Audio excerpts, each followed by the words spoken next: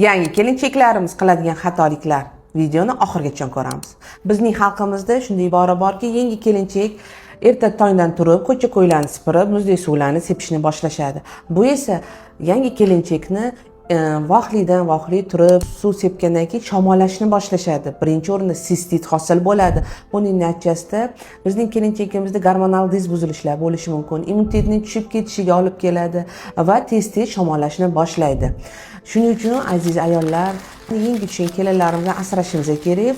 Erta tong 4dan emas, 6dan turib, quyosh chiqqanda turib, ko'cha-ko'ylarni sipirgan holda, suvlarni albatta iliq holda sepishni men xohlardim.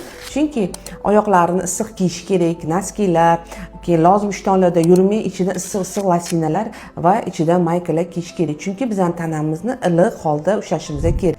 Chunki siz kelajakda ona bo'lasiz, sog'lom farzand dunyoga keltirishingiz kerak. Shuning uchun bu xatoliklarga yo'l qo'ymang. Bu videoni yangi bo'lajak kelinchaklarga yuborib qo'ying.